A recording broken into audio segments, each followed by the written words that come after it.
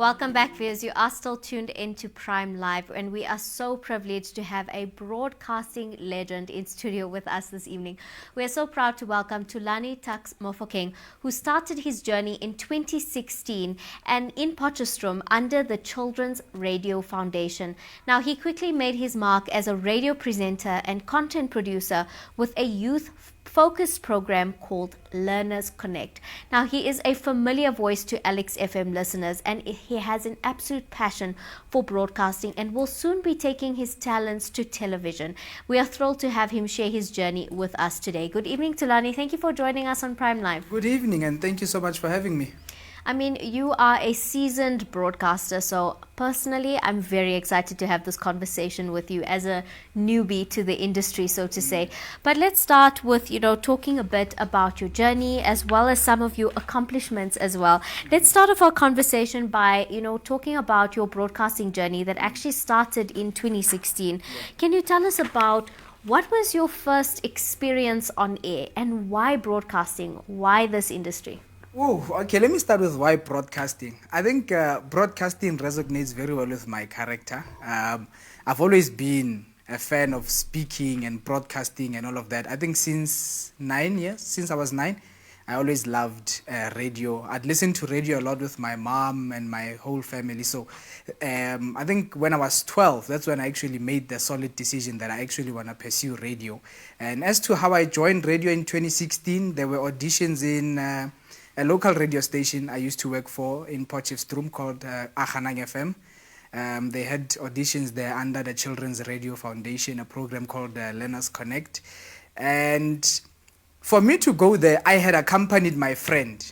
And when we got there, they were short of people because they had a list. They needed like 30 people and only 14 rocked up. So I jumped on the bandwagon then.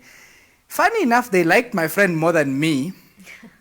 But I mean, look at me now. Anyway, so yeah, I think we did auditions and I got taken into the program. I think 2 weeks of doing training. The third week I went on air, and I still remember my first link when those red lights went on, trying to imitate a presenter. I think I still like him a lot now, but I wouldn't say I look up to him much. Sintle Lehoko from Metro FM. He's been my inspiration when getting into radio because he's such a smooth talker. So, yeah, I think, I followed his style a lot till I found my feet. But, yeah. That's my journey. Absolutely amazing. I'm speaking about a smooth talker. We can absolutely hear that radio voice for sure. Oh. But thank you for sharing that journey with us. I mean, that's absolutely amazing, how you got your start. And here you are now, absolutely successful. It's such a cool thing to be able to, hear about the backstory and where it all began. But let's talk a bit more about, your early days in radio. And let's talk about that show you had called Learners Connect. Now, that was that youth-focused program that you were involved in at Aganang FM. What drew you to this type of content? What was the drive to want to, delve into conversations around young people? I think for me, to be honest, firstly, it was a strategic move to enter into the media space, one. And two, it allowed me to explore so many issues that us as youth, issues that we deal with. And it allowed me to interact with a lot of young kids, both in primary and tertiary level, because we'd do stuff like outreach campaigns, would collaborate with companies like Love Life and whatnot. And so we learned a lot, and we were able to help a lot of people, especially young kids. We were able to help them a lot with whatever that they were needing back then in Potch. And I think it's safe to say we changed a bit of life. We changed some lives, I think. And we brought in some awards while we were there. I think I can count like 2 or 3. Oh, wow. That's absolutely amazing. And I love that, there is that youth element, but there's also that element of giving back, which I love, that you were able to use that platform in a positive way. But, transition and fast forward to where you are now. And you are now at Alex FM and a very familiar voice to a lot of people. I know a lot of viewers were looking forward to this conversation that we're having with you today. Can you tell us about the transition to Alex FM and, talk us through some of the growth that you feel you've had since moving to Alex FM? Oh, man, I think Alex FM, firstly, the show I'm doing now has been a dream of mine since 2013. So every Sunday, leaving my partner at home and going to work is leaving my lover to going to my dream. That's how special it is. So I've been living that for 4 years, and there's been significant growth. I've managed to tap into other shows as well. Stepping into Alex FM, I was not able to be left alone in studio to run the system, but I can confidently say now that should you be new at Alex FM, I'll be more than happy to teach you the desk with my eyes closed. That's how much growth there's been in my life personally since I've joined Alex FM. I'm quite happy there. I'm happy with my working environment. I'm happy with my management. I'm just a happy soul there. I'm just a happy soul there. I'm happy to hear that. I mean, it's amazing to see how you have transitioned and grown over the years. And as somebody who's very new to the media industry, presenting industry, it gives me a lot of hope and inspiration of, what the future can hold as well. So thank you to you for inspiring so many people with, your journey in broadcasting. And speaking about broadcasting, it can be a very competitive industry, and, it's something that is continually changing. How do you manage to keep up with the trends, keep active, and maintain a positive mindset in this ever-changing and very fast-paced industry? Look, I think with radio or the media space in general, once you've picked your lane, stay in it. Whatever changes that come with wherever you are or the league you've chosen, just adapt. So what I've chosen is a field that's probably going to follow me for the rest of my life. I mean, I do Sunday 3 to 6, so I connect with couples from all different angles. For all I know, I could be speaking to my mother and father. And because they don't know my face, whenever I switch on the mic and speak about love, they believe me as if I'm their peer. Even if I was to move from that station, going to another station, the first thing that the next management will look at when they look at me is probably they'll look at me and they'll look at fitting me into a Sunday slot or a nighttime slot, because that's the cult I've built, or the career that I've built now, and I think I'm happy with it. Whether it was to change now or not, I'll still stay where I am. I'm good. So you just have to be open to change. You have to be open to learning new things, and you just have to, I guess, block out the unnecessary noise, because people will forever speak both good and bad things. You just have to keep your eyes on the prize when it comes to the media industry, because if you were to focus on comments, remarks, and anyone who's being negative in a non-constructive way, you won't make it. No, that's very, very powerful advice. I couldn't agree more. I think, it's absolutely like you said, you've got to be able to embrace change and be constantly willing to learn and grow. And speaking about learning and growing, I mean, there is talks about you possibly moving into a new medium as well. We know radio is, of course, your first love, but there is also a possibility of you moving into television. Tell us more. Oh, I'd like to explore that. I haven't done much. I think I've only done one interview last year, and I did bits and pieces of radio in Boston Media House. Powerful man Chris Jordan was teaching me there, and I'd love to tap into the field and see what it has in store for me. I think character-wise, I'll be safe. I don't know, you tell me, but I'd love to go into TV. Absolutely. No, from my very honest review, I think you definitely have the energy, the space, and the charisma to be able to carry an audience on television as well. And you already have. So? I think so. And I think you already have, your dedicated listeners who would be so excited for you to transition. And I have every confidence that they will transition onto television with you as well. That would be nice. I think so too. When it comes to the space of content creation, and, it is a popular space at the moment, but it isn't an easy one as well. You have to be constantly up to date with what's going on in the world, what's trending, and also maintaining that your audiences are, still in touch with you. Your audiences are still captivated. How do you manage to keep your audience captivated by your shows, and what is your process when it comes to content creation?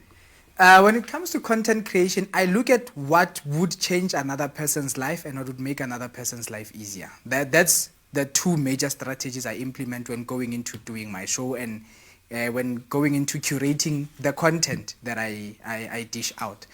So I've got a feature that this feature really fell on my lap, and It's quite tough maintaining it, but I'm doing well. It's called Love Code, and that's why I normally talk about anything to do with relationships. Sometimes it's things, in fact, a lot of the times, it's things that people can relate with. And at times, you say these things as if you've been through them, but you actually have not, but they need to make sense to the person who's going through the particular situation now. So it's a bit, I guess it's challenging in a very nice way, but also it should be consistent and manageable. And I think I'm doing well when coming to that. And also the type of music I play,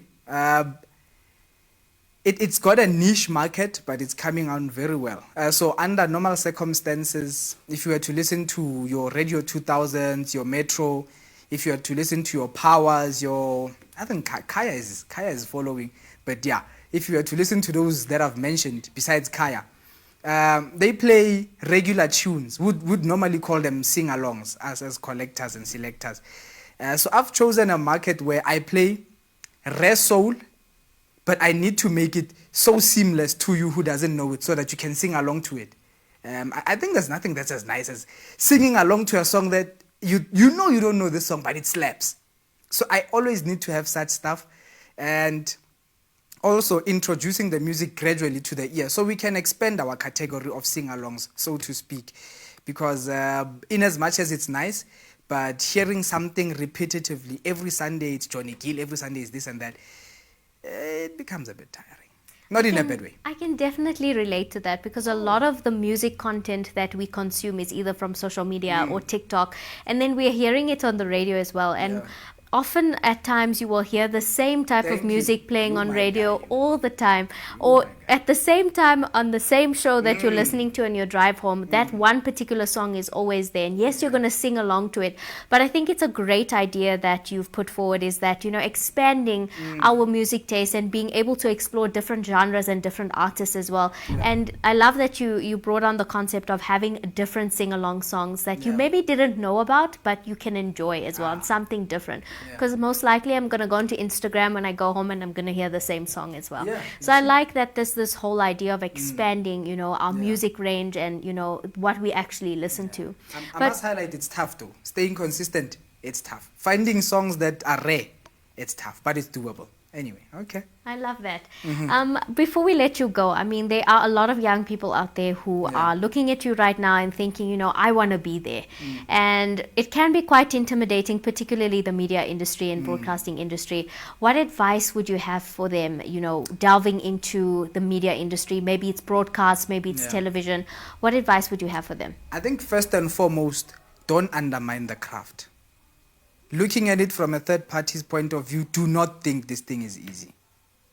I think that's why 80% of people who want to get into the media industry want to get into the media industry. They think it's easy. Do not downplay the craft, and also invest a lot of time in learning from people who've been in the space. Don't come here big-headed, because you will turn back with that big head of yours. And you won't be happy when going back home.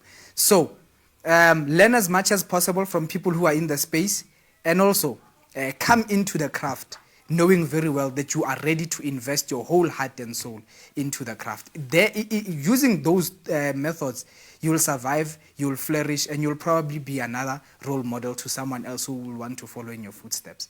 Those are my words. That's incredibly powerful. I think I've heard that one before, is that it's so easy and it's fun, you know. You just talk for 2 hours. It's so fun and it's so easy and it's so amazing. I have heard that. And it is not an easy thing at all. To carry a show, to carry content and to carry audiences is absolutely not an easy job at all. So I really love that you started with mentioning that this industry is not what you think it is. And it isn't as easy as you think it is. I'll tell you, before we go, I'll tell you what happened before we did my first link, ne? I think we were like 3 of us, and this lady that was running the desk, she said, she first started by saying stand by, and we're like, okay, what's that? She said 5, 4, 3, and you could hear the song is coming to an end. I think I went to the bathroom 3 minutes before I sat down. Oh, when those lights went on, my hands were here, my face was on the mic. I was so nervous. So you can't. And at first, you listening to other people, you think, I can do this. So you must just never think it's easy. you'll piss in your pants. That's all. No, that's absolutely the truth. Yeah. I think we all have in this industry. We all have our, our fond memories of our very, very first time on air, I'll and never that sense forget of that. nervousness that you're talking about. Your legs Yeah. are shaking, your palms are sweating. I think for the first month of me being on air as well, I would have sweaty palms. I would be completely nervous. And as you, like you said, having the right mentors, having those people that are guiding you along the way, and being constantly open to learning and improving on your craft is what Yeah. makes you successful and what helps you, develop your skills at the end of the day. But Thulani, thank you so much for joining us today. I mean, this was such an insightful conversation, a really fun conversation. And, I really look forward to seeing you on our screens very, very soon. Look, call me. I'm waiting for the call. Absolutely. Thank you very so much. It's been fun. Hey, thank you for having me. And you're very good at what you do. Oh, thank Keep you on. so much. That means so much coming from you. And it's been such a privilege to be able Yeah. to have this conversation with you, also learning from you. And I think you've shared some incredible advice for our young people out there who are looking to be just like you one day. Yeah. Thank you. Thank you for having me. Viewers at home, that was Thulani, a seasoned radio host and a specialist in the broadcasting industry with many years of experience, as well as so much of great advice to share. I hope that any of you out there who are, aspiring presenters, radio presenters, or want to end up in the broadcasting industry, I hope you absorbed as much of that insight as I did from our conversation today. But do engage with us on our social media platforms. We'd absolutely love to hear from you if you have any more questions, and do reach out to Thulani on his social media platforms. But on that note, it is time for us to head over to an ad break, and we'll come right back.